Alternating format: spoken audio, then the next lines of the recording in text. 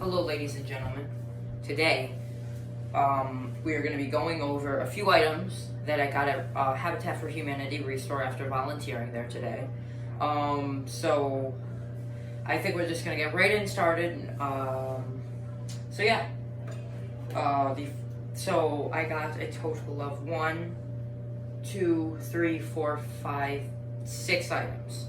And I'm going to go into this saying that I got them for an unbelievably low price, as everything else I got there. I do volunteer there, which obviously brings down the price a little bit. And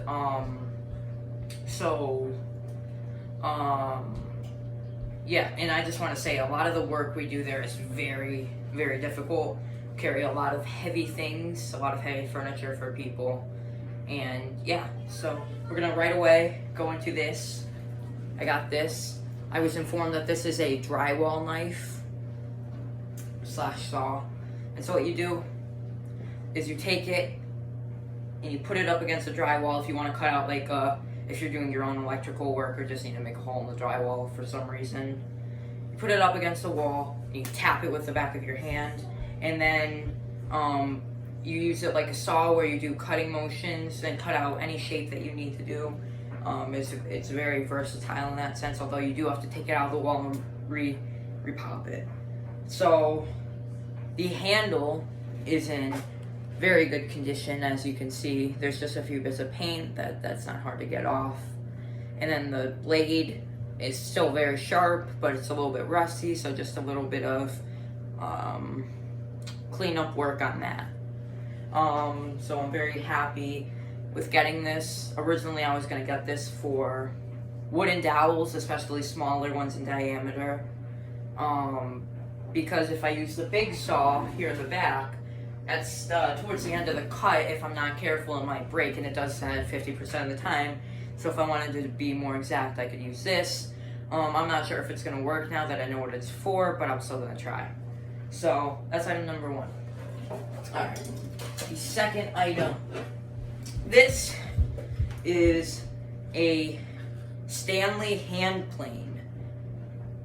I can already tell just by holding this that this is extremely good quality. It's metal, or the whole part of everything about this is metal except for the handles.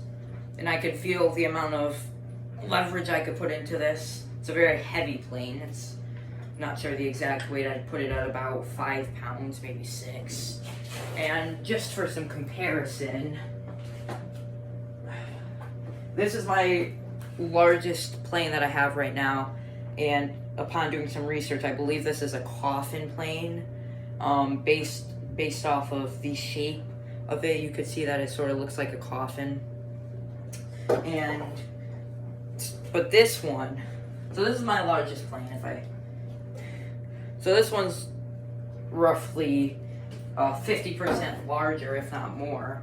So that just goes to show what I can get in.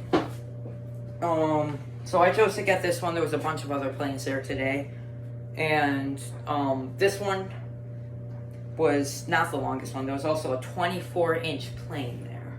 Now, I have no purpose for that. Nothing that I'm doing is gonna need 24 inches of plane just to get it smooth, to get it flat.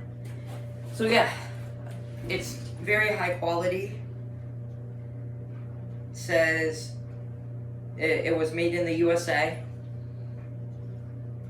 Yeah, so I definitely can tell that I'm gonna be using this, because I already use those planes almost every day. And this one's, I can tell that the iron seems sharp. It's just gonna be a smooth iron. I think it's gonna be perfect. Alright, so that's item number 2. Let's get to this. Alright. So this is a massive clamp. I want to say, let's see. And all these tools that you see, I'm going to try and restore, do a good job on, clean them up, get all the rust off. So this is a Hartford clamp. No, so this is Hartford Clamp Company in East Hartford, Connecticut. So this is made locally, which is pretty awesome. I don't think I have anything made locally. So right off the bat, one of the more attractive features on this clamp is its jaw. I mean, that is some tremendous width. That's something that you don't really get with a C or D clamp. It tends to have a smaller jaw, which makes it hard to like clamp larger objects. And this thing, I could just tell right away that this is heavy duty just by the weight of this. This is at least 15 pounds. Maybe that's an exaggeration, but this is very heavy. So, and it's also long. A lot of the stuff that I clamp on my table, I don't have the right size clamp, so I have to sort of make some changes or do whatever. This just gets straight to the business. Additionally, the handle feels nice quality. It's a little bit corroded and rusty towards the top, but I can clean that up easily with a wire brush and maybe the rotary tool. And what else? What else is interesting? Oh, so with a clamp like this part right here, if you're not careful with how you do it, you can easily damage your piece. So that's why I have pre-cut in just like scrap pieces of wood.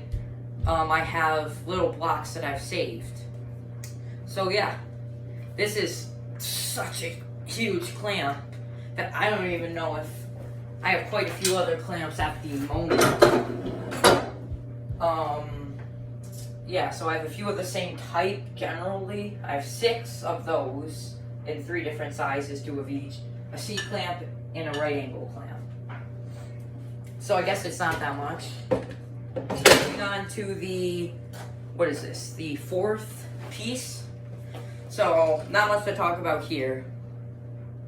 It's a padded, I don't even know what you call this, maybe like a, let's see, also Stanley. It's easy to open and close with my hand, or just open. So that's good. A lot of clamps like this that I've seen are very cumbersome to open, which really slows down the process.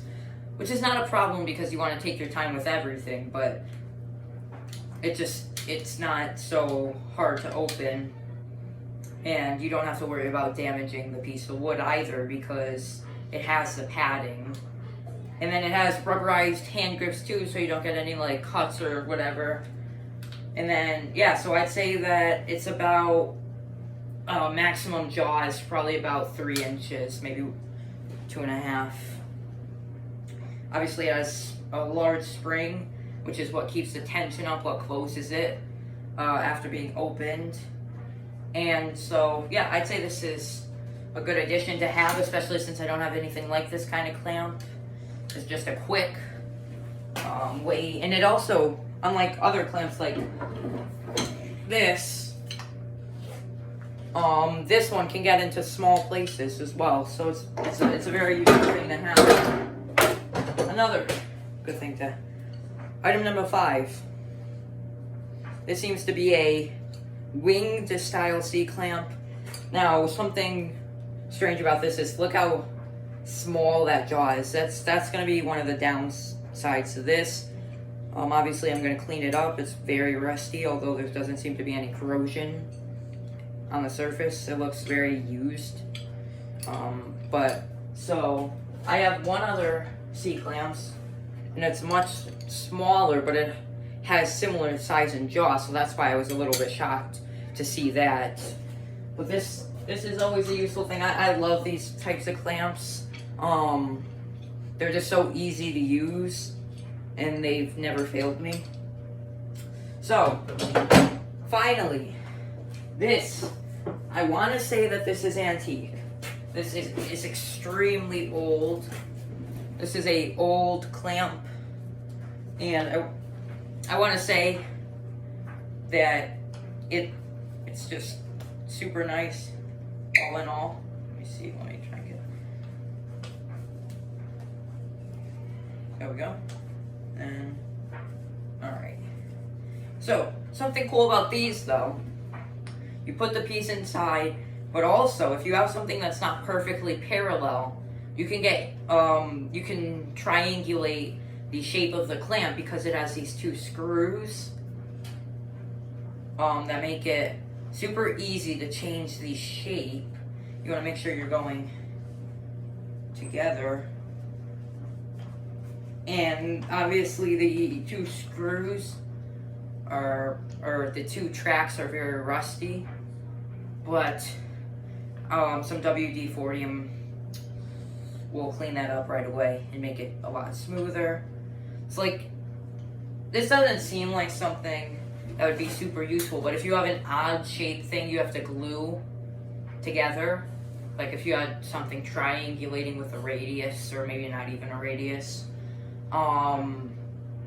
this would be the perfect clamp to use.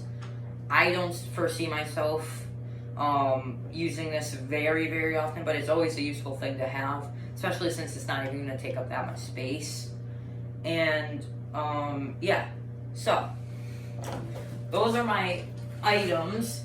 Now it's your turn to guess how much for those six items I paid. And I'll give you a few seconds. I want you to comment down below what you think I paid for that.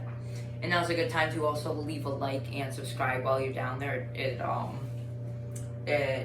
shows me that you guys are interested in my videos, and so I'll keep making them. And so yeah, so once you commented that,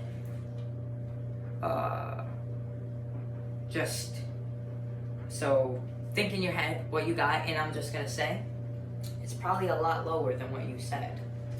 Alright, so are you ready? Alright, I paid $5 for all 6 of these items. And that's really awesome because it just goes to show that, like, it's such a good place to go and get tools. Now you're not gonna get premium quality, like they'll just put it out if it's rusty and broken, you know? Like, you're not gonna get premium quality tools. Although this, which was how much did I pay? I paid 50 cents for this saw. Is literally the best saw that I've ever used, best hand saw that I've ever used. And pretty much all my tools that, like, I haven't been like given as a gift have been from this place. So I have a coping saw, a really nice hacksaw. I really like that hacksaw. I use it all the time with, like, metal tubes. I always cut metal for projects.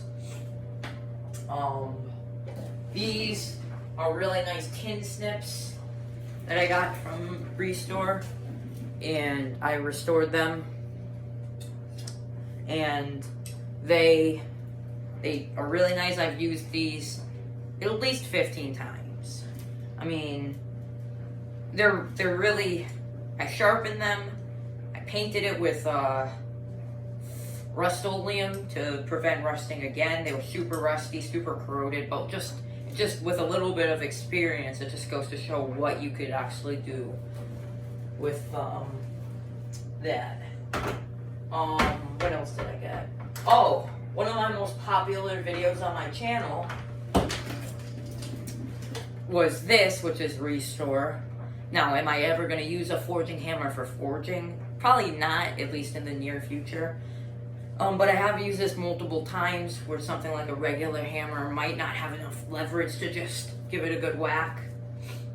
Or my rubber mallet is, sometimes is a little bit too soft.